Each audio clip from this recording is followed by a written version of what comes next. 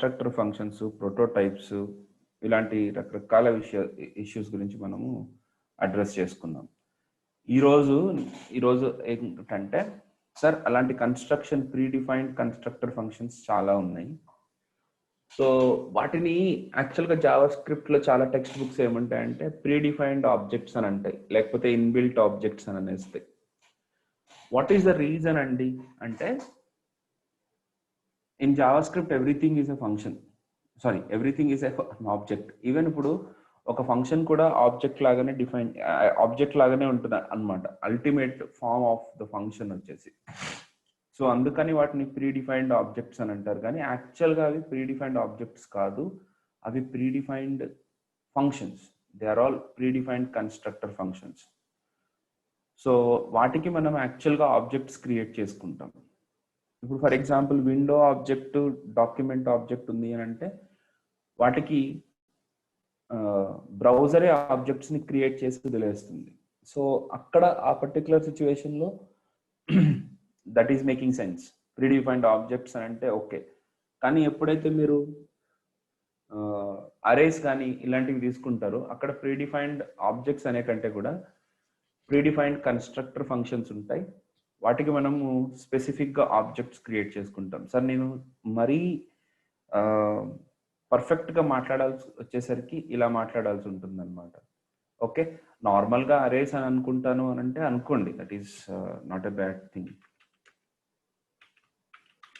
So but arrays actual pure form ఏంటి అని అంటే ఆబ్జెక్ట్ అనమాట. Array is also an object. So ఒకసారి అది చూద్దాం ఎట్లా అరేస్ ఆబ్జెక్ట్స్ ఎందుకు అవుతున్నాయి అని. ఆల్రెడీ చూసాం మనం, ఏం కొత్త కాదు. అరే ఈజ్ అన్ ఆబ్జెక్ట్ అని.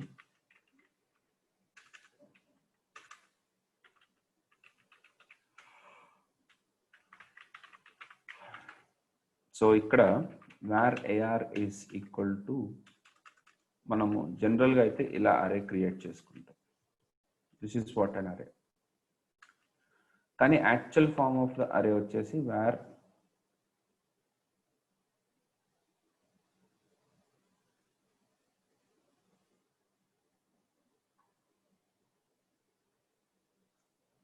హరి ఒకసారి చూడు ఒకసారి. ఇప్పుడు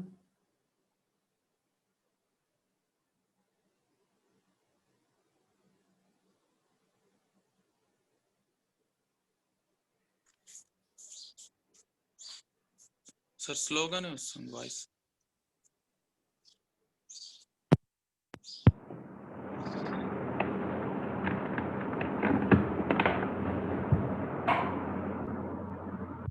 లేదమ్మా, రెగ్యులర్గా ఏదైతే సెటప్ ఉందో అదే ఉంది.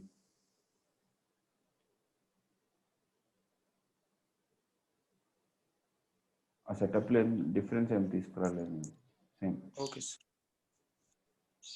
Dilip, how about you? Yeah, it's fine sir. అది నార్మల్ లాగానే ఉంది సార్. చూసుకోండి Srihari. Yeah, var br is equal to new array of ఇలా క్రియేట్ చేయాలి యాక్చువల్గా అయితే. So this is the short hand way of creating ఎన్ అరే. సో ఇక్కడ షార్ట్ హ్యాండ్ వేలో మనం అరే క్రియేట్ చేస్తున్నామంటే బ్యాక్ ఎండ్లో, అంటే బ్యాక్ ఎండ్ అంటే సర్వర్ సైడ్ అట్లా అనుకోలేదు. Browser will convert this particular line of code into like this.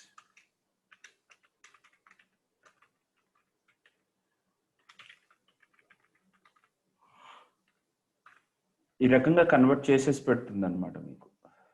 Okay, right. Okay, ఇప్పుడు మీకు అర్థమైవ్వాల్సింది ఏంటంటే అరే is also an object. So లాస్ట్లో నిన్నటి క్లాస్ వరకు మనం చూసింది ఏంటి? ఒక ఆబ్జెక్ట్ అనగానే ఆబ్జెక్ట్లో ఏముంటాయి, what do we have inside an object?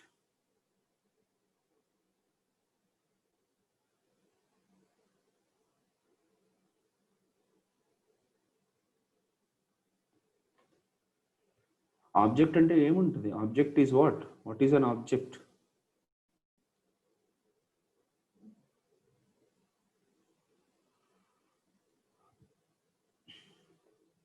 అదేంటి ఒక్కళ్ళు కూడా డిఫైన్ చేయలేకపోతుంటారా? Object is a collection of properties and methods. మనం చూసాం కదా ఒక ఆబ్జెక్ట్లో ఏమేమి ఉన్నాయో, కొన్ని సెట్ ఆఫ్ ప్రాపర్టీస్, కొన్ని మెథడ్స్ మనకు ఉన్నాయి కదా ఒక ఆబ్జెక్ట్ లోపల. Object is collection of properties and మెథడ్స్గా చూసాం నిన్నటి వరకు అయితే. సో అలాగే ఇప్పుడు ఏఆర్ అనేది ఒక ఆబ్జెక్ట్గా క్రియేట్ అవుతుంది అంటే అఫ్ కోర్స్ అరే ఆబ్జెక్ట్గా క్రియేట్ అవుతుంది అని అంటే ఆ ఆబ్జెక్ట్ లోపల ఏముంటాయి, ఈ వాల్యూస్ అన్ని ప్రాపర్టీస్గా ఉండి అలాంగ్ విత్ దట్ చాలా మెథడ్స్ కూడా వాటికి బైండ్ అవుతాయి అన్నమాట. ఓకే, యాక్చువల్గా చెప్పాలి అంటే అలాగ మెథడ్స్ని వాల్యూస్ని కల్పించడం కోసమే ఈ ప్రతిదాన్ని జావా స్క్రిప్ట్ ఆబ్జెక్ట్ ఫామ్లోకి మార్చి మెయింటైన్ చేసుకుంటుంది. సో ఇప్పుడు ఇలాగ ఒక అరే క్రియేట్ చేశారు అని అంటే జస్ట్ అరే అని అంటే వాల్యూస్ ఒక్కటే మీరు ఊహించుకోకూడదు, వాల్యూస్తో పాటు దీనికి చాలా ఫంక్షన్స్ ఉంటాయన్న సంగతి గుర్తుపెట్టుకోండి. So console dot DIR of AR అని అనగానే ఇక్కడ మీకు ఏం కనపడుతుంది చూద్దాం.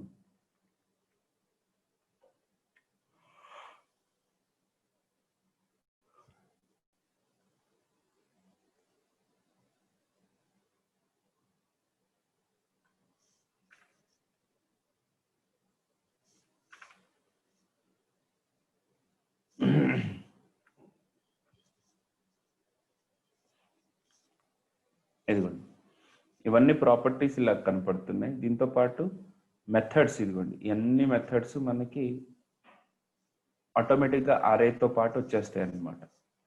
సో ఈ మెథడ్స్ అన్నిటిని ఇలా బైండ్ చేసి మనకి ఉంచుతుంది మన జావా స్క్రిప్ట్.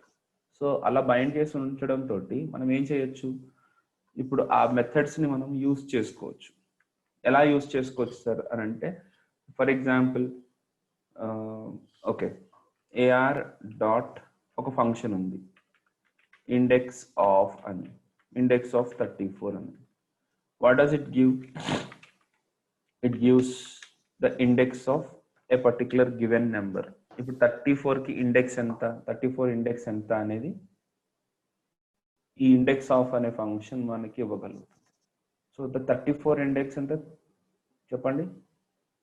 12 అనేది 0th index, 0, 23 is 1, 34 is 2. 2.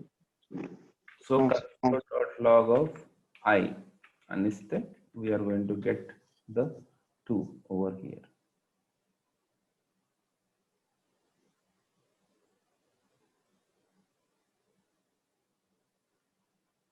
Okay, next తర్వాత ఇలాగే చాలా ఇండెక్స్లు ఉంటాయి. ఇప్పుడు ఫర్ ఎగ్జాంపుల్ మనము ఒక ఫంక్షన్ ఉంది ఏఆర్ డాట్ పాప్ ఆఫ్ అనే ఒక ఫంక్షన్ ఉంది. ఇది ఏం చేస్తుంది అంటే లాస్ట్ ఇండెక్స్లో ఉన్న వాల్యూని రిమూవ్ చేస్తుంది. ఇప్పుడు అంటే మీరు ఫస్ట్ ఇయర్లో ఇంజనీరింగ్ ఫస్ట్ ఇయర్లో ఎక్కడో చూసి ఉండొచ్చు మీకు, నాకు తెలిసినంత వరకు మన డేటా స్ట్రక్చర్స్లో పుష్ పాప్ ఆపరేషన్స్ ఉంటాయి. పుష్ అంటేనేమో మనకి లాస్ట్ ఇండెక్స్లోకి ఒక వాల్యూని పంపించడం, అరేలోకి ఒక చివరి నుంచి వాల్యూని ఇన్సర్ట్ చేయడం. పాప్ అని అంటే అరేలోంచి ఒక వాల్యూని రిమూవ్ చేయడం,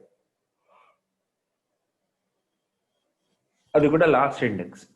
సో ఏఆర్ డాట్ పాప్ అనగానే మనకి మన అరేలో నుంచి లాస్ట్ వాల్యూ రిమూవ్ అయిపోతుంది అనమాట. Console dot log of AR అని కనుక ఇప్పుడు మనం చూస్తే ఏఆర్లో మనకు ఓన్లీ 3 ఎలిమెంట్సే ఉంటాయి. ఇంతకుముందు 4 ఉండే కదా సార్ చక్కగా అంటే, అవును లాస్ట్ ఎలిమెంట్ రిమూవ్ అయిపోయింది.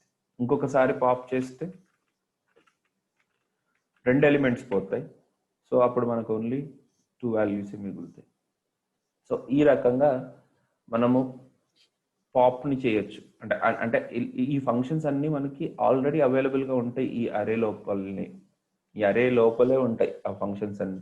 ఆ ఫంక్షన్స్ని కాల్ చేయగానే ఆ అరే మీదనే వర్క్ అవుతాయి. సో ఇట్లాంటి ఏమేమి ఫంక్షన్స్ ఉన్నాయి? పుష్ ఒకటి, పాప్ ఒకటి. పుష్ అంటే ఏం చేస్తుంది అని అంటే కొత్త వాల్యూని మనకి ఇన్సర్ట్ చేస్తుంది. ఇప్పుడు ఇక్కడ ఏఆర్ డాట్ పుష్ అన్నారు, పుష్ ఆఫ్ 1988 అని అన్నారు. ఇప్పుడు అరే లోపల ఏమేమి వాల్యూస్ ఉంటాయి?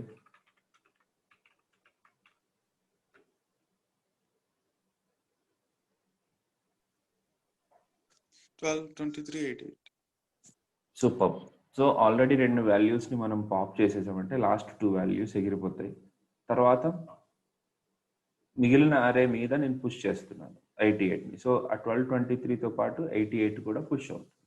Finally we get the value of AR. Okay,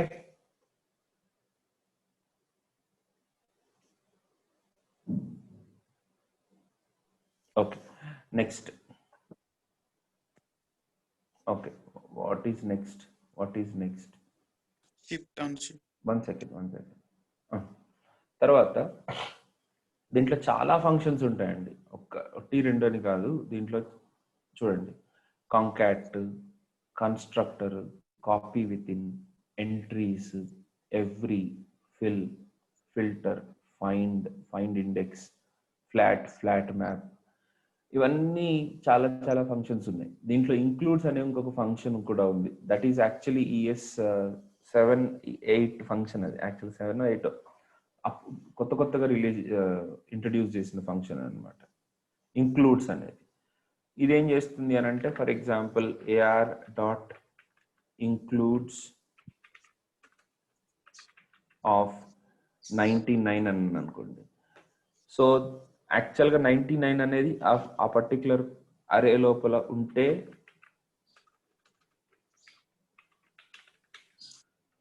true అనే వాల్యూని రిటర్న్ చేస్తుంది. అరే లోపల లేకపోతే ఫాల్స్ ని రిటర్న్ చేస్తుంది. Console dot log of RES అని అంటే it returns includes, it returns false. ఎందుకు? 99 అనేది లేదు కాబట్టి. అదే 12 ఉందో లేదో చూద్దాం. ట్రూ. ఇంతకుముందు ఇదే పనిని మేము ఇండెక్స్ ఆఫ్ అనే ఫంక్షన్తో చేసేవాళ్ళం. ఒకవేళ ఆ నెంబర్ కనుక ఒక నెంబర్ కనుక అరేలో ఉంటే మాకు ఆ ఇండెక్స్ వచ్చేది, లేకపోతే -1 అని వచ్చేది. -1 వచ్చింది రిజల్ట్ అని అంటే ఇచ్చిన వాల్యూ ఆ అరేలో లేదు అని అర్థం. ఓకే, ఆ రకంగా మనము ఒక అరేలో వాల్యూస్ ఉన్నాయా లేదా అనేది కూడా మనం తెలుసుకోవచ్చు. అట్లా కూడా తెలుసుకోవచ్చు, కానీ ఇప్పుడు ఈ ఫంక్షన్ యూజ్ చేసుకుంటే బెటర్. Okay, next. సో ఒక్క పాయింట్ మీకు చెప్పాలి ఇక్కడ. ఎవరైతే అందరికీ ఈ మధ్య అందరికీ ఒక అసైన్మెంట్ ఇచ్చేసి ఆ అసైన్మెంట్ చేయమని చెప్తున్నారు అందరిని. సో ఆ అసైన్మెంట్ చేయమని చెప్పడము, లేకపోతే ఒక టాస్క్ ఇచ్చి ఆ టాస్క్ని కంప్లీట్ చేయమని చెప్పడం, ఇట్లా చేయడం వల్ల మీలో ఏదైనా ప్రోగ్రామింగ్ ఉందా లేదా అని తెలుస్తుంది.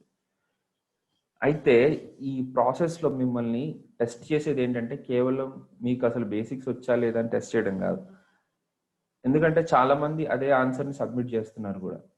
మిమ్మల్ని మీలో ఉండే క్రియేటివిటీ లేకపోతే మీలో ఉండే యూనిక్నెస్ని ఐడెంటిఫై చేయించుకుంటున్నారు. అంటే ఏంటి సార్ అంటే, ఇప్పుడు ఫర్ ఎగ్జాంపుల్ ఇండెక్స్ ఆఫ్ తోటి కూడా మనం కోడ్ రాయొచ్చు. దాని బదులు ఇంక్లూడ్స్ యూజ్ చేయడం బెటర్. ఓకే, సో ఇప్పుడు ఒక న్యూ వాల్యూని యాడ్ చేయాలి అని అంటే AR లోపలికి యాడ్ చేసుకోవచ్చు, that is not a big deal. కాకపోతే పుష్ని యూజ్ చేసి, పాప్ని యూజ్ చేసి, ఇలాంటి ఫంక్షన్స్ని యూజ్ చేసి కనుక మీరు కోడ్ రాస్తే that will give you more effect. మీరు అలాంటి మంచి ఎఫెక్ట్ని ఇస్తుంది మీకు. Okay, right. Okay, next. ఇంకా నేను బెస్ట్ ప్రాక్టీసెస్ ఇంకా చెప్తూ ఉంటాను, మీరైతే ఫాలో అవుతూ ఉండండి. ఇంకొకటి, దీంతో పాటు ఒక అరేలో స్టార్టింగ్లో కనుక ఇండెక్స్ ఒక వాల్యూని ఇన్సర్ట్ చేయాలంటే మనం ఏమి యూజ్ చేస్తాం? ఒక వాల్యూని స్టార్టింగ్లో కనుక ఇన్సర్ట్ చేయాలంటే షిఫ్ట్ అనే మెథడ్ యూజ్ చేస్తాం. సో ఇప్పుడు ఇక్కడ AR dot shift of Praveen అన్నాను అనుకోండి, console.log of AR. ఇక్కడ ఏం జరిగింది?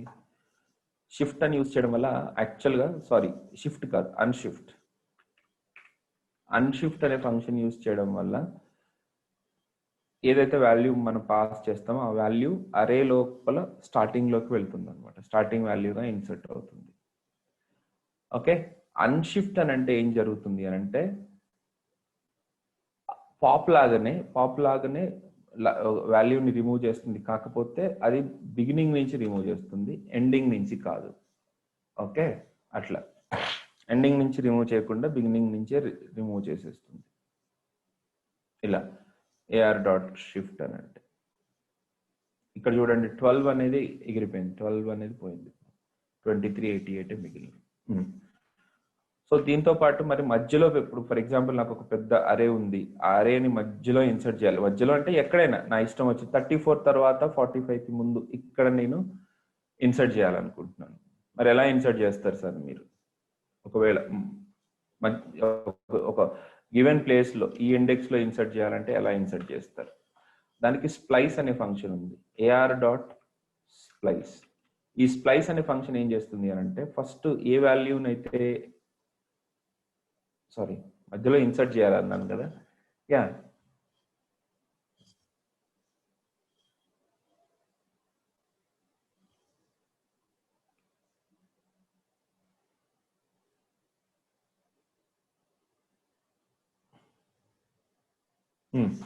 ఏ ఇండెక్స్ లో మీరు ఇన్సర్ట్ చేయాలనుకుంటున్నారో ముందు ఆ ఇండెక్స్ కౌంట్ చెప్పాలన్నమాట. ఫర్ ఎగ్జాంపుల్ నేను థర్డ్ ఇండెక్స్ కి వాల్యూని ఇన్సర్ట్ చేయాలనుకుంటున్నాను. అక్కడ డిలీట్ కౌంట్ అని వచ్చింది, wait a minute, don't worry. తర్వాత దాని థర్డ్ ఇండెక్స్ లో ఏమి ఇన్సర్ట్ చేయాలనుకుంటున్నారు? ఏమి insert I'm really sorry. Splice general గా ఏమవుతుంది అని అంటే ఒక ఎలిమెంట్ ని రిమూవ్ చేయడానికి ఉపయోగపడుతుంది. ఓకే, థర్డ్ ఇండెక్స్ లో నుంచి ఎన్ని ఎలిమెంట్స్ ని రిమూవ్ చేయాలి? 1 ఎలిమెంట్ ని రిమూవ్ చేయాలి. అంటే ఇది ఏం చేస్తుంది అంటే థర్డ్ ఇండెక్స్ లో ఉన్న వాల్యూని రిమూవ్ చేస్తుంది. Which is there in the third index? 45. అంటే ఆ 45 వాల్యూని రిమూవ్ చేస్తుంది. యాక్చువల్ గా రిమూవల్ కోసమే, కాకపోతే ఇన్సర్ట్ కూడా ఎలా చేస్తారో చూపిస్తాను నేను. 1 సెకండ్. సో ఇక్కడ 45 ఎగిరిపోయింది. అదేంటి సార్ లాస్ట్ వాల్యూ కదా డిలీట్ అయింది అంటే, అవును స్ప్లైస్ యూజ్ చేశాను. ఇప్పుడు నేను ఇక్కడ 1 అని ఇచ్చాను అనుకోండి, 1,1 అని ఇచ్చాను అనుకోండి, ఏం జరుగుతుంది? ఫస్ట్ ఇండెక్స్ నుంచి 1 వాల్యూని రిమూవ్ చేయగలుగుతాం. ఫస్ట్ ఇండెక్స్ అంటే 23. ఇక్కడ ఈ ఇండెక్స్ ఫస్ట్ ఇండెక్స్ నుంచి ఎన్ని వాల్యూస్ రిమూవ్ అవుతాయి? 1 వాల్యూ రిమూవ్ అవుతుంది. ఇదిగోండి 12, 23 పోయింది, 34, 45. అదే 1,2 అని ఇచ్చాను అనుకోండి, ఫస్ట్ ఇండెక్స్ నుంచి 2 వాల్యూస్ రిమూవ్ అవుతాయి. 1,2 వాల్యూస్ అంటే 23 and 34. ఓకే, ఈ రకంగా మనము స్ప్లైస్ యూజ్ చేసి మధ్యలోంచి ఎలిమెంట్స్ ని రిమూవ్ చేయొచ్చు, స్టార్టింగ్ లోంచి ఎలిమెంట్స్ ని రిమూవ్ చేయొచ్చు, మీ ఇష్టం.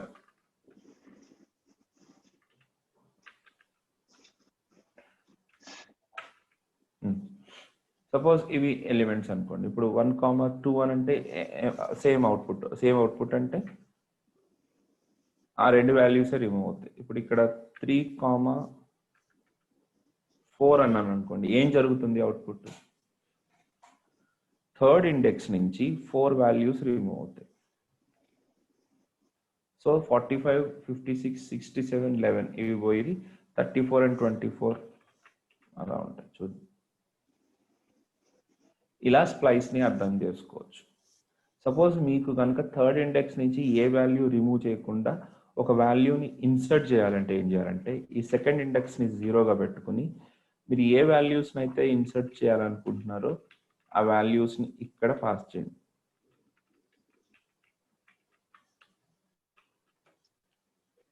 చూడండి, 12, 23, 34, ప్రవీణ్ గుబ్బల, 45, 56, 67 and 11, right? What did you understand out of this? Third index నుంచి 0 ఎలిమెంట్స్ రిమూవ్ అయ్యి ఈ వాల్యూస్ అన్ని కూడా ఇన్సర్ట్ అయినాయి. ఈ రకంగా మనము స్ప్లైస్ ని యూజ్ చేసుకోవచ్చు. ఇట్లా మనకి చాలా ఫంక్షన్స్ ఉన్నాయి. వీటన్నిటిని చూడండి మీరు ఒకసారి. కాకపోతే మిగతా దాంట్లో కూడా కొన్ని వెరీ ఇంపార్టెంట్ ఫంక్షన్స్ కొన్ని ఉన్నాయి. ఆ ఫంక్షన్స్ గురించి ఇప్పుడు మనం మాట్లాడుకోవాలి. Okay, right. ఏంటి ఆ ఫంక్షన్స్ సార్ అని అంటే, ఓకే, ఇప్పుడు ఈ అరే లోపల వాల్యూస్ అన్నీ ఉన్నాయి. 12 వచ్చేసి 0th వాల్యూ, 23 వచ్చేసి ఫస్ట్ ఇండెక్స్, 34 వచ్చేసి సెకండ్ ఇండెక్స్, 45 వచ్చేసి థర్డ్ ఇండెక్స్. ఇలా ఒక్క ఇండెక్స్ వాల్యూలో ఒక్కొక్క వాల్యూ ఉంది. వీటన్నిటిని నేను కలిసి ప్రింట్ చేయాలంటే మీరు ఏం చేస్తారు? జనరల్గా అయితే ఒక ఫర్ లూప్ తీసుకుని where I is equal to 0, I less than or equal to, సరే ఆల్రెడీ మనకు ఇంకొక పాయింట్ కూడా ఉంది. లెంగ్త్ అనే ప్రాపర్టీ ఆటోమేటిక్గా అరేని క్రియేట్ చేయగానే అది మనకి just JavaScript. So less than or equal to AR dot length -1. ఎందుకంటే లెంగ్త్ 11 ఉంది కదా, సో 11 ఇండెక్సెస్ ఉండవు, 0 నుంచి స్టార్ట్ అవుతుంది కాబట్టి 0 1 2 3 4 5 6 7 8. అఫ్ కోర్స్ ఇక్కడ నేను ప్రవీణ్ అండ్ గుబ్బల కూడా పెట్టాను కాబట్టి ఇంతకు ముందు 1 సెకండ్ గైస్. సో ఇప్పుడు ఎన్ని ఉన్నాయి? 8 ఉన్నాయి కదా. లెంగ్త్ వచ్చేసి కన్ఫ్యూజ్ అవ్వకండి, console.log of ar అన్నాను అనుకోండి. ఇప్పుడు దీంట్లో లెంగ్త్ ఎంత ఉంటుంది? లెంగ్త్ 9 ఉంది. అచ్చా 9 ఉన్నాయా? అంటే టోటల్ నెంబర్ ఆఫ్ ఎలిమెంట్స్ 9 ఉంటాయి, కానీ ఇండెక్సెస్ 0 1 2 3 4 5 6 7 8 9. 0 1 2 3 4 5 6 7 8 వరకే వస్తాయి. అందుకనే నేను ఇక్కడ లెంగ్త్ -1 అని చెప్పాను. సార్ ఇట్లాంటివి విపరీతంగా కన్ఫ్యూజ్ అవుతారు. మిగతా వాళ్ళు కొద్దిగా పెట్టుకోకండి నన్ను.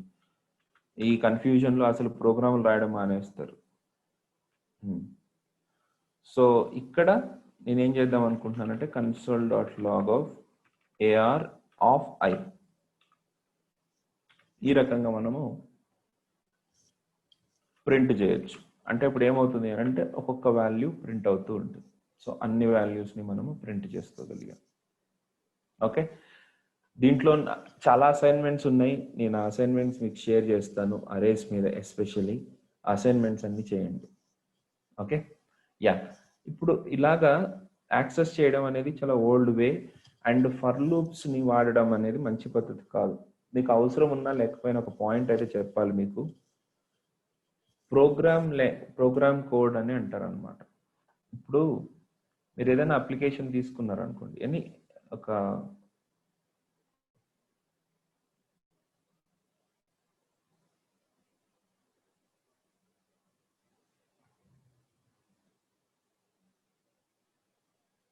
అప్లికేషన్ తీసుకుంటే సైజ్ అండ్ సైజ్ ఆన్ డిస్క్కి డిఫరెన్స్ ఉంది.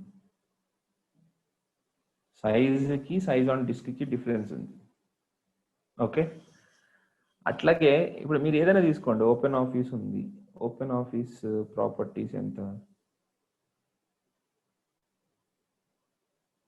321 MB కనుక మీకు సైజ్ అయితే సైజ్ ఆన్ డిస్క్ 328 MB అంట. అఫ్ కోర్స్ ఫోల్డర్ నేమ్స్ అవన్నీ అనుకోండి. అంటే దాని సైజ్ ఎంత ఉంటుంది అని మీకు అర్థమవుతుంది ఒక సైజ్ ఆన్ డిస్క్కి వచ్చేసరికి. అంటే ప్రోగ్రామ్ సైజ్ అంతా అయినప్పుడు 300 MB కనుక మీకు మనం మెమరీ మీద ఆక్యుపై అయితే, అంటే ర్యామ్ మీద ఆక్యుపై అయితే, it will be too much. అంతంత సైజెస్ ఆక్యుపై అవ్వకూడదు. కానీ కొన్నిసార్లు ఏమవుతుంది అని అంటే అంతకంటే ఎక్కువ సైజే ఆక్యుపై అవుతుంది. 300 MB ఉంటుంది ప్రోగ్రాము, కానీ సైజ్ ఆక్యుపై చేసుకునేది మాత్రం 800 MB 900 MB ఆక్యుపై అవుతుంది. ఎందుకు అంటే కేవలం ఈ ఫర్ లూపుల వల్ల. రిష్యూర్ డాక్టర్? ఎస్, ఫర్ లూపుల వల్ల ఇంత జరుగుతుందా? అర్థం కాలేదు సార్ అని అంటే ఎస్. సపోజ్ ఇప్పుడు ఈ ఫర్ లూప్ కనుక ఒక 200 టైమ్స్ రిపీట్ అయింది అనుకోండి, యాక్చువల్గా ఏమవుతుంది అంటే ఇది మొత్తం ఇఫ్ ఎల్స్ స్టేట్మెంట్స్గా మారిపోతూ ఉంటుంది. అండ్ ఒకసారి అది ఎగ్జిక్యూట్ అయిపోయిన తర్వాత మళ్ళీ దానివల్ల యూజ్ ఉండదు, కానీ అది మెమరీలో ఎప్పటికీ అలా పర్మనెంట్గా స్టోర్ అయ్యి ఉండి వస్తుంది. అందుకని ఫర్ లూప్స్ని అవాయిడ్ చేయండి అని చెప్పి ఎత్తి నోరు మొత్తుకుంటున్నారు. ఇప్పుడు ఫర్ లూప్స్, వైల్ లూప్స్ అనేవి అవసరం ఉన్నప్పుడు మాత్రమే యూజ్ చేయండి, లేకపోతే లేదు అని. లిటరల్గా లూప్స్ వాడడం వల్ల మనకి వర్క్ తొందరగా అవుతుంది ఫంక్షన్స్ వాడడం కంటే కూడా. అయినా సరే ఫంక్షన్స్ని వాడే ఇటరేట్ చేయమంటున్నారు. ఎందుకు సార్ అని అంటే దీనివల్ల మెమరీ అనేది వేస్ట్గా పడి ఉంటుంది, అక్కడ దానివల్ల యూజ్ ఉండదు, కానీ అక్కడ ఉండాల్సి వస్తుంది అది. ఓకే, సో నేను ఒక చిన్న లీడ్ ఇచ్చాను, దీని గురించి మీరు చదవండి. అఫ్ కోర్స్ దీన్ని ఇంటర్వ్యూలో కానీ దేంట్లోనూ అడగరు, కానీ నేను మిమ్మల్ని మోటివేట్ చేస్తున్నాను. ఫర్ లూప్స్ని అవాయిడ్ చేస్తూ అరేని యాక్సెస్ చేసుకునేటప్పుడు అవాయిడ్ చేయడం మంచిది. ఓకే, మరి ఎట్లా మరి అవాయిడ్ చేస్తే ఎట్లా అంటే ఈ అరేలో ఒక ఫంక్షన్ ఉంది, దట్ ఈస్ కాల్డ్, ఒక ఫంక్షన్ గా చాలా ఉన్నాయి చూపిస్తాను. ఫర్ ఈచ్ అని ఒక ఫంక్షన్ ఉంది. ఇదేం చేస్తుందయ్యా అంటే for each function will call A call back function. For each function will call a callback function for each and every item of the array. ఇప్పుడు అరేలో ఎన్ని ఎలిమెంట్స్ ఉన్నాయండి? 9 ఎలిమెంట్స్ ఉంటే 9 ఎలిమెంట్స్ కోసం ఒక్కొక్కసారి కాల్ చేస్తుంది ఈ function. Are you sure? Yeah, చూద్దాం ఒకసారి నిజంగా కాల్ జరుగుతుందా లేదా. console.log of hello అని పెట్టాను. సో ఇప్పుడు నాకు హెలో ఎన్నిసార్లు ప్రింట్ అవ్వాలి? 9 టైమ్స్ ప్రింట్ అవ్వాలి. ఎస్, ఇక్కడ 9 కనపడుతుంది చూసారా? సేమ్ అవుట్పుట్ కాబట్టి మీకు ఒకటే లైన్లో కనపడుతుంది. But yeah, this got printed for 9 times. I repeat, ఎన్ని ఎలిమెంట్స్ ఉంటే సపోజ్ ఇప్పుడు దీంట్లో 4 ఎలిమెంట్సే ఉన్నాయి అనుకోండి. సో ఇప్పుడు ఈ హలో ఎన్నిసార్లు ప్రింట్ అవుతుంది అంటే ఈ ఫంక్షన్ ఎన్నిసార్లు కాల్ అవుతుంది? 4 టైమ్స్ మాత్రమే కాల్ అవుతుంది.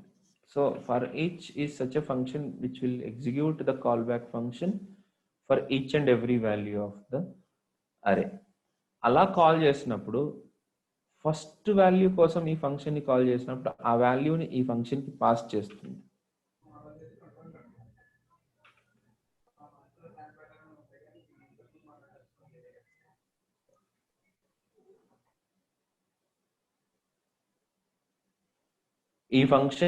ఈ వాల్యూని ఈ ఫంక్షన్కి పాస్ చేస్తుంది. సో ఇప్పుడు రిఫ్రెష్ చేసి సేవ్ అండ్ రిఫ్రెష్ చేసి చూస్తే hello 12, hello 23, hello 35 అంటే ఫస్ట్ టైం కాల్ అయినప్పుడు ఎక్స్లోకి ఏం పాస్ అవుతుంది? 12. సెకండ్ టైం కాల్ అయినప్పుడు ఎక్స్లోకి 23, థర్డ్ టైం 34, ఫోర్త్ టైం 45, ఇలా ఒక్కొక్కసారి ఒక్కొక్క వాల్యూ పాస్ అవుతూ వస్తుంటుంది అనమాట. సో ఇప్పుడు మీరు దీంట్లో ఉన్న వాల్యూస్ అన్నిటిని ప్రింట్ చేయాలంటే మీరు ఫర్ లూప్ వాడకుండా ఫర్ ఈచ్ అనే ఫంక్షన్ రాయండి. దాన్ని రాయడం వల్ల మీకు ఒక కొత్త వేరియబుల్ అనేది క్రియేట్ అవ్వదు, మెమరీ వేస్ట్ అవ్వదు. అలాగే దాని వల్ల వచ్చే రెసిడ్యూ అంటాం దాన్ని.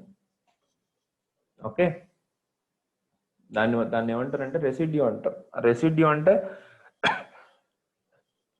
పని అయిపోయిన తర్వాత కూడా మన మెమరీలో ఉండి మన మెమరీని కిల్ చేసేదాన్ని రెసిడ్యూ అంటారు. ఆ రెసిడ్యూ ఇక్కడ అన్నెసెసరీగా మనకి మెయింటైన్ అవుతూ ఉంటుంది. సో దాన్ని అన్నిటిని ప్రాపర్గా ఆర్గనైజ్ చేయాలి అని అంటే the best way of doing is for each. ఈ రకంగా ఫర్ ఈచ్ని మనం యూజ్ చేయొచ్చు.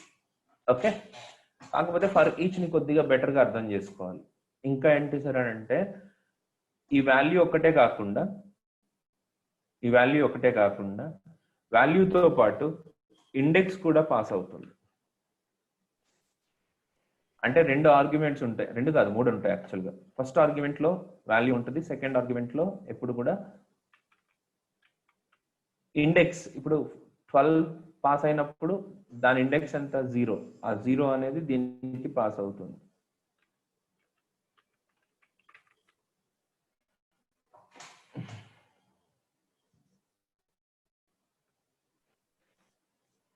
సారీ, 0 ఐలో మీకు కరెక్ట్గా ఇండెక్స్లతో సహా ఉంటాయి.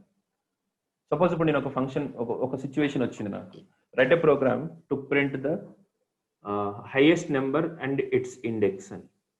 ఎట్లా చేస్తారు?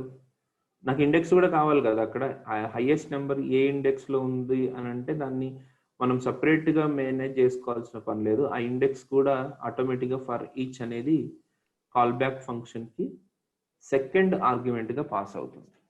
ఇవి రెండింటితో పాటు థర్డ్ ఆర్గ్యుమెంట్ కూడా ఉంది. ఈ థర్డ్ ఆర్గ్యుమెంట్లో ఏముంటుందో చూద్దాం. ఈ థర్డ్ ఆర్గ్యుమెంట్లో మనకి వాల్యూస్తో పాటు అరే ఉందన్నమాట. ఇక్కడ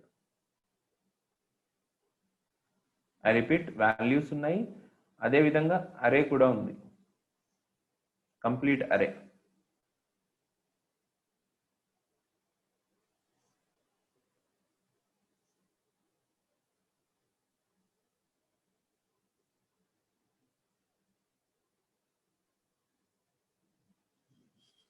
ఓకే, సో ఈ అరే ఎందుకు యూజ్ అవుతుంది అని అంటే కంపారిజన్స్ అప్పుడు కొన్ని వేరే సిచ్యువేషన్స్ లో మీకు ఈ అరే యూజ్ అవుతుంది. కానీ బట్ ఓవరాల్ గా this is how we understand the for each. Okay sir ఎన్నిసార్లు ఎగ్జిక్యూట్ అయింది కదా, సపోజ్ ఇక్కడ నుంచి నేను ఏదైనా వాల్యూని ఒకసారి దీన్ని సింపుల్ గా ఎగ్జిక్యూట్ చేసి నేను దీంట్లో నుంచి ఏదైనా రిటర్న్ చేస్తే, రిటర్న్ హాయ్ అని రిటర్న్ చేస్తే దాన్ని మనం ఏమైనా రిసీవ్ చేసుకోవచ్చా?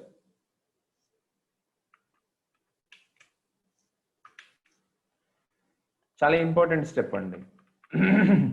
For each cannot return any value. Okay, sorry, return console.log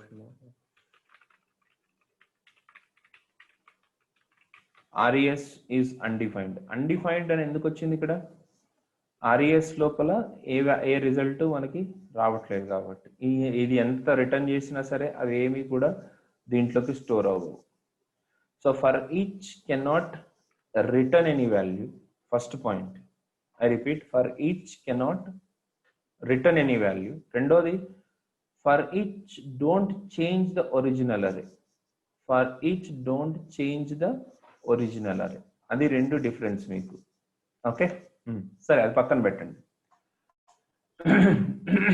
so for each చేసే పని ఏంటనేది మీకు అర్థమైపోయింది ఇప్పుడు. సో ఈ ఫర్ ఈచ్ ని నేను కొద్దిగా కమెంట్ చేస్తున్నాను. కమెంట్ చేసి ఇంకొక ఫంక్షన్ ఉంది, ఆ ఫంక్షన్ పేరు ar.map. ఈ మ్యాప్ అనే ఫంక్షన్ ఏం చేస్తుందో చూద్దాం. Map it is also going to call the same thing. So దీని అవుట్పుట్ ఏమవుతుంది? Same. Map function will also call the call back function for each and every value of the అరే.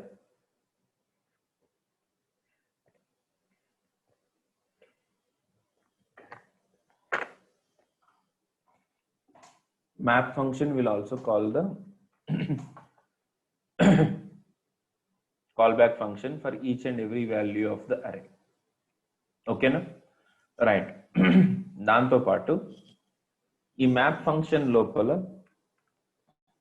the value will be passed, అంటే same ఇందాక చూసినట్టే for every value ఒక్కొక్క value ఒక్కొక్కసారి మనకి pass అవుతూ వస్తుంది.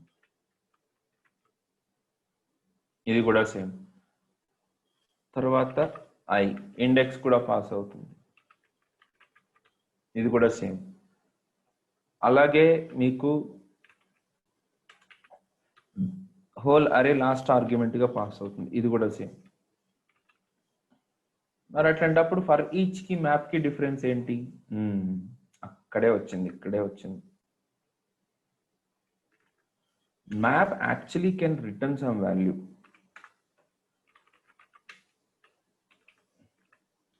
ఇప్పుడు ఈ మ్యాప్ ఏదైతే రిటర్న్ చేస్తుందో ఆ రిటర్న్ చేసిన వాల్యూస్ అన్నిటిని మనము స్టోర్ చేసుకోవచ్చు. చెప్తాను అసలు యాక్చువల్ పర్పస్ వేరు, కానీ దీనికి ఉన్న బ్యూటిఫుల్ నేచర్ వల్ల ఇది చాలా యూజ్ అవుతుంది మనకి. ఇప్పుడు RES లోపల ఏమేమి ఉంటాయి? RES లోపల ఏమేమి ఉంటాయి? ప్రతిసారి ఫంక్షన్ కాల్ అయిన ప్రతిసారి సంథింగ్ ఈస్ గెటింగ్ రిటర్న్ కదా. ఈ రిటర్న్ చేసిన వాల్యూస్ అన్నిటినీ మనము అక్యుములేట్ చేసుకుని ఆ వాల్యూస్ అన్నిటిని కూడా RES లోకి స్టోర్ చేసుకుంటాం. సో console.log of RES అని అన్నాను అని అంటే what do I have in the result? hi అని రిటర్న్ డిస్ప్లే. అంటే ఇది ఏది రిటర్న్ చేస్తే అవన్నిటిని ఈ RES అనేది క్యాప్చర్ చేసుకుంటాం. సపోజ్ ఏమి రిటర్న్ చేయకపోతే పరిస్థితి ఏంటి? అంతే కదా, రిటర్న్ చేయలేదు, అప్పటికి కూడా RES లోకి అన్డిఫైన్డ్ అని వస్తుంది. సో మీరు ఏదైనా రిటర్న్ చేస్తే ఆ వాల్యూని ఇది తీసుకుంటుంది, ఏమి రిటర్న్ చేయకపోతే కూడా వెయిట్ చేస్తూ ఉంటుంది. అంటే ఓవరాల్ గా ఇది వెయిట్ చేస్తూ ఉంటుంది అనమాట. ఈ array.map అనేది బై డిఫాల్ట్ మీరు ఏమైనా రిటర్న్ చేస్తే ఆ వాల్యూ రిటర్న్ అవుతుంది, లేకపోతే అన్డిఫైన్డ్ అయినా సరే రిటర్న్ అయ్యి ఆర్ఈఎస్ లోపల అరేగా స్టోర్ అవుతుంది. Okay, so array dot map will return an array with returned values. If you don't return any value from the callback function, it will be returning undefined గా మాత్రమే అది store చేసుకుని పెట్టుకుంటాం. Okay, so ఇప్పుడు ఇది map చేసే పని. So ఇప్పుడు మ్యాప్ని ఎట్లా మనము రియల్ టైంలో యూజ్ చేస్తాం సార్ అని అంటే, ఒక చిన్న కోడ్ చూపిస్తాం.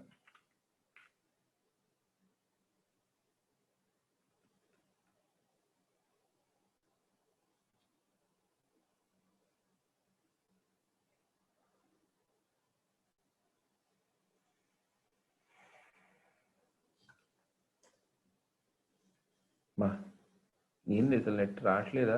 ఏమి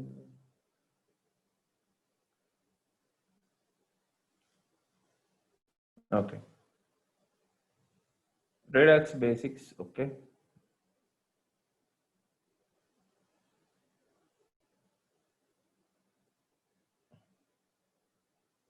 ఇక్కడ చూడండి,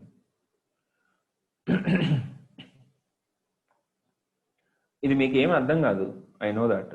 కానీ ఇక్కడ వాడుతున్నది ఏంటో చూడండి, మ్యాప్ ఫంక్షన్ వాడుతున్నాం మనం. మీరు ఏ జావా స్క్రిప్ట్ మీకు అంతగా సమయం ఉంటే మాత్రం మీరు ఎన్ని కోడ్స్ అయినా తీసుకోండి, దీంట్లో ఏదైనా తీసుకోండి, దాంట్లో ఖచ్చితంగా ఎక్కడొక చోట మ్యాప్ ఫంక్షన్ అనేది వాడకుండా అయితే ఉండదు. Map such basic function for React. యాంగులర్లో పెద్దగా మేము వాడిన సిచ్యువేషన్స్ తక్కువ, కానీ రియాక్ట్లో మాత్రం అసలు బేసిక్ మ్యాప్ లేకపోతే మాత్రం యూ కాంట్ డూ ఎనీథింగ్. అంత ఫిక్స్ అయిపోయింది అనమాట ఇది.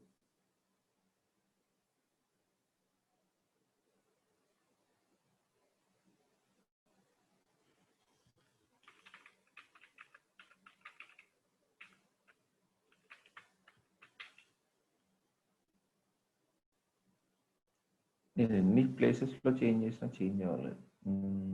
ఇక్కడ నేను గిట్లో మార్చుకుంటూ వస్తున్నాను కానీ దీంట్లో మార్చట్లేదు. సరే సరే సరే, ఓకే అండి. సో ఈ రకంగా మనం మ్యాప్ని చాలా చాలా యూజ్ చేయబోతున్నాం. మనం మ్యాప్ లేకుండా మనం చేసేది ఏం లేదు ఇంకా, బట్ దట్స్ ఫర్ షూర్. మ్యాప్ని అర్థం చేసుకోవడం ఏంటి, map will return anything from the call back function. Call back functions నుంచి మ్యాప్ ఏదైనా రిటర్న్ చేయగలుగుతుందా? ఎస్ సార్, మీరు ఏదైనా రిటర్న్ చేస్తే మంచిది, లేకపోతే ఇట్ ఆటోమేటికలీ రిటర్న్ అన్డిఫైన్డ్. అది మాత్రం గుర్తుపెట్టుకోండి. ఓకే, కానీ as per the definition what is map?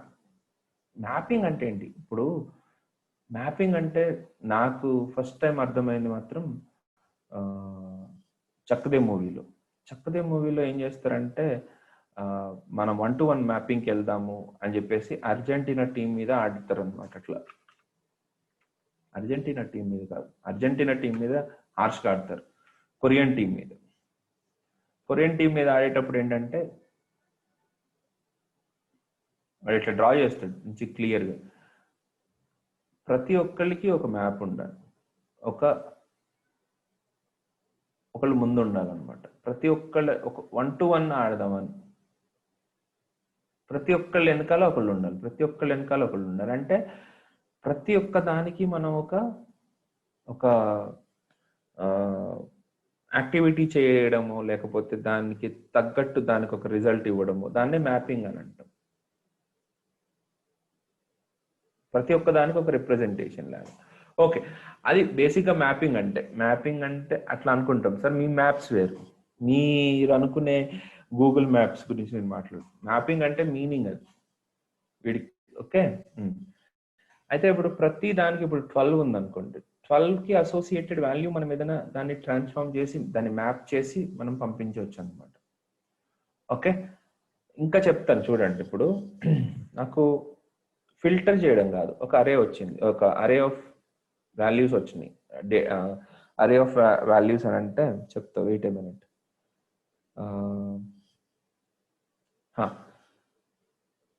Diwali bonus ఇవ్వాలి మా ఆఫీస్లో. అచ్చా, దసరా వస్తుందా? సరే, దసరాకి ఇద్దాం బోనస్ ఈసారి. దసరా బోనస్ ఇద్దాం. సో దసరా బోనస్ ఇచ్చేటప్పుడు మా పరిస్థితి ఏంటంటే, ఒక 94 మెంబర్స్ ఎంప్లాయీస్ ఉంటే ఆ 94 మెంబర్స్కి 15% శాలరీ బోనస్గా ఇస్తున్నాం అనమాట. 15 అది మా టార్గెట్. ఇప్పుడు నాకు ఓవరాల్గా 15% ఇస్తే నెక్స్ట్ మంత్కి నేను ఎంత శాలరీ సెట్ చేసుకోవాలి అనేది నాకు తెలియదు కదా. సో ఇప్పుడు దాని గురించే మాట్లాడుతున్నాను నేను. 15% of the salary should be given as a bonus for every person. ఇప్పుడు 12,000 వచ్చింది ఎవరికో. 12,000కి 15% అంటే ఎంత అవుతుంది?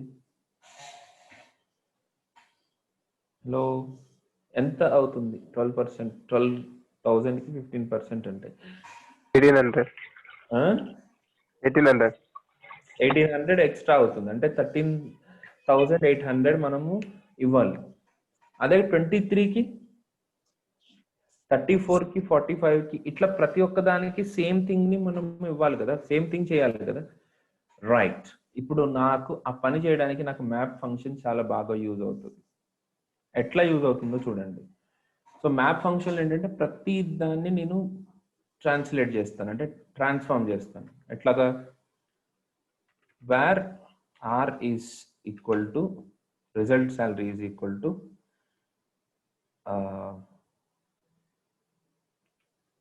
x into 0.15.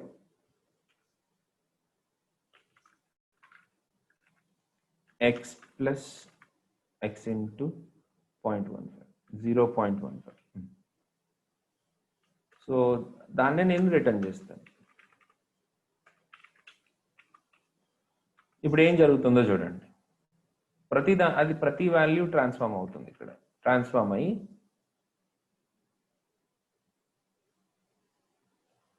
అరేలో ఏమొచ్చిందో చూడండి. 13.8, 26.45, 39.1, 51.75, 64.4, 75.5 ఇట్లా ప్రతి వాల్యూ మనకి ట్రాన్స్ఫార్మ్ అయిపోయింది. సో ఇప్పుడు నాకు ఇదే కదా కావాల్సింది. This is what I want. This is what I really want.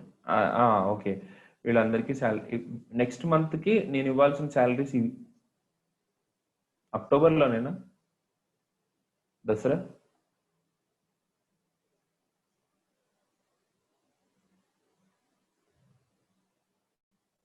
ఎవరికి పాపం కరోనా ఎఫెక్ట్ తోటి, కరోనా తప్ప మాకేం తెలియదు సార్.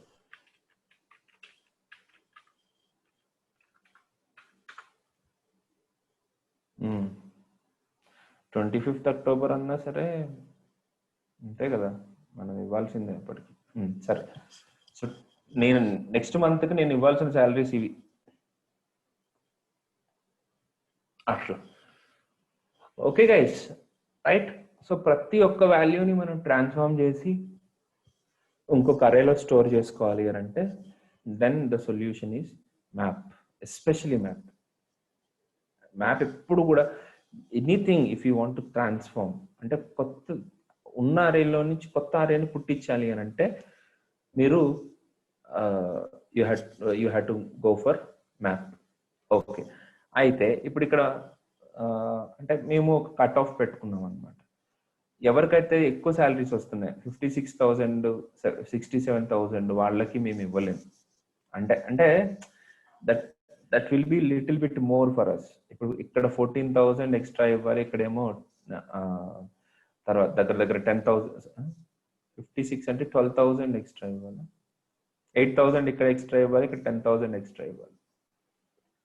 సో విచ్ ఇస్ మాకు అది ఇష్టం లేదు. అంటే మాకు అది ఇష్టం లేదు అని అంటే we don't want to give for them. పెద్ద శాలరీస్ ఉన్న వాళ్ళకి మేము ఇవ్వదలుచుకోలేదు. సో ఎవరికైతే 60 కంటే ఎక్కువ వస్తుందో శాలరీ వాళ్ళని ఫిల్టర్ చేసేసేయండి. చూడండి, దానికి నేను ఇక్కడే ఫిల్టర్ అప్లై చేస్తాను. This AR dot map. Okay సరే, ఫిల్టర్ కాదు, ఇక్కడ రాసి చూపిస్తాను. Where res2 is equal to res dot filter. ఈ ఫిల్టర్ అనే ఫంక్షన్ కూడా సేమ్ టు సేమ్ మీకు మ్యాప్ ఫంక్షన్ ఏం చేస్తుందో అదే పని చేస్తుంది. కాకపోతే ఇక్కడ రిటర్న్ చేసే దాన్ని బట్టి ఆ పర్టిక్యులర్ కాల్ బ్యాక్ ఫంక్షన్ లో పాస్, అంటే ఆ పర్టిక్యులర్ కాల్ బ్యాక్ ఏ వాల్యూ కోసం అయితే కాల్ అవుతుందో ఆ వాల్యూని స్టోర్ చేసుకోవాలా వద్దా అని డిసైడ్ చేస్తుంది. సరే, ఇప్పుడు ఇక్కడ రిటర్న్ ట్రూ అన్నాను అనుకోండి, ఏమవుతుంది అని అంటే ఏం జరగదు. ఇక్కడ రిటర్న్ ట్రూ అని అంటే ఏమవుతుంది అని అంటే RES లో ఏ వాల్యూస్ ఉన్నాయో అవన్నీ RES2 లో కూడా వచ్చేస్తాయి.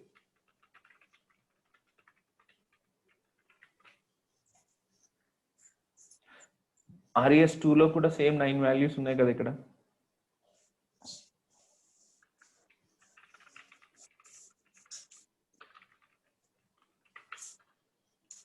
RES లో ఏవైతే వాల్యూస్ ఉన్నాయో, అంటే ఇక్కడ ఏ వాల్యూస్ అయితే వచ్చినాయో ఇక్కడ కూడా అవే వాల్యూస్ వచ్చినాయి. ఎందుకంటే ప్రతిసారి నేను రిటర్న్ ట్రూ చేస్తున్నాను కాబట్టి. సపోజ్ ఇక్కడ ప్రతిసారి నేను రిటర్న్ ఫాల్స్ చేశాను అనుకోండి, ఏ ఒక్క వాల్యూ కూడా RES2 లో ఉండదు. RES2 will be N empty అరే. అంటే ఈ ఫిల్టర్ ప్రతిదాన్ని స్టాప్ చేసేస్తుంది. అంటే ఈ ఫిల్టర్ లోపల ఉన్న కాల్ బ్యాక్ ఫంక్షన్ డిసైడ్ చేస్తుంది అసలు వాల్యూని రిటర్న్ చేయాలా వద్దా అని. సో ఇప్పుడు ఇక్కడ నేను ఫాల్స్ ని రిటర్న్ గైస్ శ్రీహరి కొద్ది చూసుకోండి వాయిస్. మీరు ఎప్పుడైతే మీరు వాల్యూస్ రిటర్న్ చేస్తూ ఉంటారో మీరు వాల్యూస్ ని రిటర్న్ చేసే దాన్ని బట్టి, మీరు రిటర్న్ చేస్తున్న ట్రూ ఆర్ ఫాల్స్ కండిషన్ ని బట్టి ఏ వాల్యూస్ ని మీకు RES2 లోకి ఇన్సర్ట్ చేయాలి, ఏ వాల్యూస్ ని ఇన్సర్ట్ చేయకూడదు అనేది డిసిషన్ జరుగుతుంది. ఓకే, సో ఇప్పుడు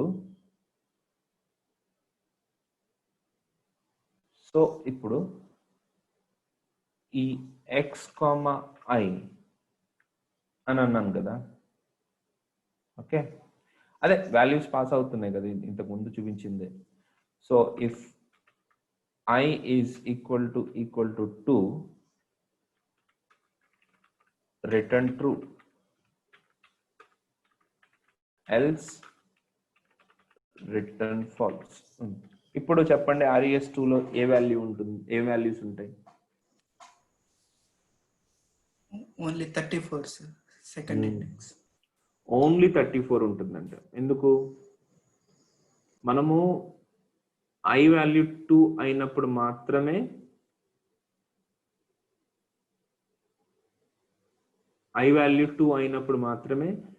ట్రూ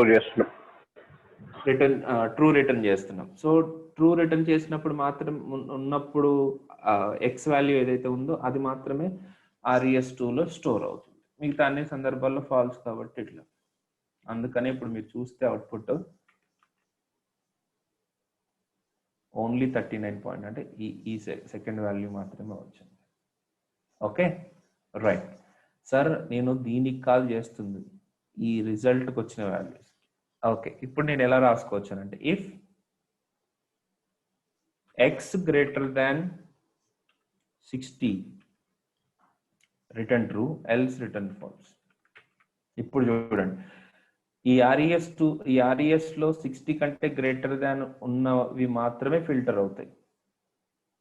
అంటే 64.4, 77.5 మాత్రమే వచ్చినాయి. సరే, యాక్చువల్గా మనకు అలా కాదు కదా, రివర్స్ లో రావాలి కదా. అంటే ఇక్కడ ఫాల్స్ అని రిటర్న్ చేయండి.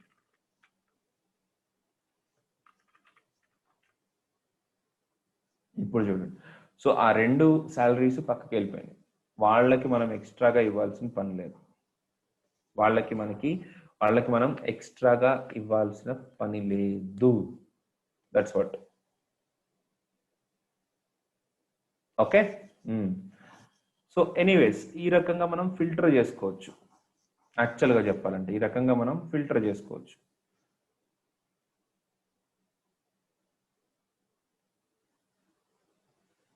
ఓకే, అయితే రెండింటిని నేను కలిపి రాద్దాం అనుకుంటున్నాను. సరే, ఓకే, దట్స్ ఫైన్, ఫిల్టర్ చేసుకోవచ్చు. Okay, next. ఇప్పుడు నాకు ఇంకొక సిచ్యువేషన్ వచ్చింది. ఆ సిచ్యువేషన్ ని బట్టి నేను వాల్యూస్ సిచ్యువేషన్ చెప్తాను. చూడండి, సిచ్యువేషన్ ఏంటంటే ఎక్స్ట్రాగా నేను ఎంత పే చేయాల్సి వస్తుంది.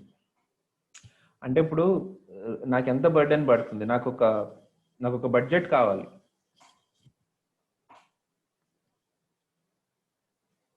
ఎప్పుడైనా ఇన్వెస్టర్స్ కానీ మేనేజ్మెంట్ కానీ ఏమంటుందంటే, సరే మీరు బోనస్ ఇస్తానంటే ఇచ్చేసుకోండి, కానీ దానికి బడ్జెట్ చెప్పండి, ఆ బడ్జెట్ని మనం అప్రూవ్ చేయించుకోవాలి.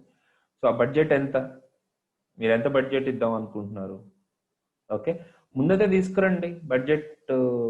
రకరకాలుగా ఇప్పుడు ఎంత మనం ఆలోచిద్దాం. ముందైతే మీరు ఎంత ఇద్దాం అనుకుంటున్నారు మీరు చెప్పండి, దాన్ని బట్టి మనం చేద్దామంటే వాళ్ళని మనము మేనేజ్మెంట్ని ఇట్లా అడగలేము. ఏమని, మీరు ఎంత ఇద్దాం అనుకుంటున్నారు, మీ బడ్జెట్ ఎంత అని మేనేజ్మెంట్ నువ్వు ఎప్పుడు అడగలేవు. నువ్వు డెఫినెట్గా ఎట్లా అడగాల్సి వస్తుంది అని అంటే, చాలా పెక్యులర్గా ఉంటాయి అనమాట. సోది చెప్తున్నట్టు అనిపిస్తుందేమో ఇవన్నీ బ్యాక్ ఎండ్లో జరిగే ప్రాసెస్లు. సార్ మనం కనుక 5% ఇంక్రిమెంట్ ఇస్తే ఇంత బడ్జెట్ ఎక్స్ట్రా అవుతుంది, దీంట్లో ఇంతమందికి ఇంతంత శాలరీస్ ఇవ్వాల్సి వస్తుంది. ఓకే, అంటే ఇప్పుడు మాకు ఎట్లాగైనా సరే మాకు కట్ ఆఫ్ ఉంటుంది, అంటే 60,000, 70,000, 50,000 అని. సో మేము ఆ పర్టికులర్ గ్రాఫ్ మొత్తాన్ని వేసి చూపించాలి వాళ్ళకి. ఒక బడ్జెట్ అప్రూవల్ చేసుకోవాలి అని అంటే, ఒక చిన్న బోనస్ ఇప్పించాలి అని అంటే అంత డీటెయిల్డ్ అనాలిసిస్ జరుగుతుంది అనమాట బ్యాక్ ఎండ్లో. సో మీరు ఇప్పుడు ఫర్ ఎగ్జాంపుల్ ఒక 10% ఇంక్రిమెంట్, ఒక 10% ఎక్స్ట్రా ఇద్దాం అనుకున్నారు అనుకోండి, అప్పుడు ఎంతమందికి 60,000 కంటే ఎక్కువ అవుతుంది, ఎంతమందికి 60,000 కంటే తక్కువ అవుతుంది, ఎంతమందికి వస్తుంది. జనరల్గా మార్కెట్లో ఉంటుంది ఉండే రూల్స్ ఎట్లుంటాయి అంటే, ఎక్కువ ఇచ్చి చాలా మందిని మేము దాంట్లోంచి ఎక్స్క్లూడ్ చేద్దామని అనుకుంటాం అనమాట. అంటే ఇప్పుడు ఈ బ్యాచ్ లేసిపోద్ది, గ్యారంటీగా ఈ బ్యాచ్ లేసిపోద్ది. ఈ 34 వచ్చేవాడు కూడా కలవాలా వద్దా అనేది వాళ్ళ డిసిషన్ మీద ఉంటుంది అనమాట, అంతే. అంటే ఇప్పుడు ఎవరెవరు వాళ్ళ పేర్లతో సహా వస్తాయి బయటికి. ఇప్పుడు ఈ 34 బ్యాండ్లో ఎవరున్నారు వాళ్ళందరినీ చూపించండి అని అంటే, ఓకే వీళ్ళందరికి ఇద్దామా వద్దా అనేది కలుస్తుంది. ఈ అయితే లేసిపోతాయి, వీళ్ళ పండగ వీళ్ళే చేసుకోవాలి, ఆల్రెడీ బోల్డ్ అంత ఎత్తున్నామని. ఓకే, సో వీళ్ళకి ఎక్కువ ఇవ్వండి, వీళ్ళకి పైన దాంట్లో ఒకటి తగ్గినా పర్లేదు, వాడికి ఇవ్వకపోయినా పర్లేదు, ఆ ఇంక్రిమెంట్ ఏదో లేకపోతే ఆ హ్యాపీనెస్ ఏదో వీళ్ళకి ఎక్కువగా పంచండి అంటాడు అనమాట మా ఇన్వెస్టర్. సో ఎనీవేస్, ఇప్పుడు ఇవన్నీ చేయాలంటే నేను ఒక నెంబర్ చెప్పాలి, ఎంత ఎక్కువ నేను బడ్జెట్ నాకు వస్తుంది, ఎంత ఎక్కువ మందికి కావాల్సి వస్తుంది. ఓకే, సో అలాంటివి నేను క్యాలిక్యులేట్ చేయాలి అని అంటే అక్యుములేషన్ ఆఫ్ ద వాల్యూస్. ఇప్పుడు ఫర్ ఎగ్జాంపుల్ నేను ఫిల్టర్ చేయాలి, ఇక్కడ నేను ఫిల్టర్ చేయను, అంటే ఫిల్టర్కి యూజ్ చేయను. సరే ఒక్క నిమిషం ఫిల్టర్ చేసేసాను కదా, వన్ సెకండ్.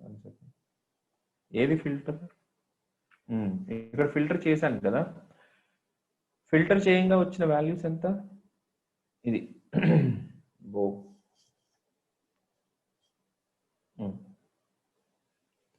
ఫిల్టర్ చేయగా వచ్చిన వాల్యూస్ ఇవి, రైట్. ఇప్పుడు ఈ సమ్ ఎంత అవుతుంది నాకు కావాలి. What is the sum of all these values, దానికోసం మీరు మ్యాప్ని యూజ్ చేయలేరు, ఫిల్టర్ని యూజ్ చేయలేరు. దానికోసం మనకి ఒక ఫంక్షన్ ఉంది, that is called as reduce. Okay, so అన్ని వద్దులేండి, ఈ రోజుకి వద్దులేండి, కానీ ఈ మ్యాప్ రెడ్యూస్ నేను రేపు రెడ్యూస్ చూపిస్తాను. రెడ్యూస్ చూపించి మిగతా స్ట్రింగ్ ఫంక్షన్స్కి వెళ్ళిపోదాం. రెడ్యూస్ అనే ఫంక్షన్ గురించి ఒకసారి చదవండి మీరు కూడా, that will B too much for you now. So reduce function తోటి మనం యాక్చువల్గా ఈ పర్టికులర్ వర్క్ అంతా చేసుకోవచ్చు. Okay, so the first thing I wanted to share with you is the assignments.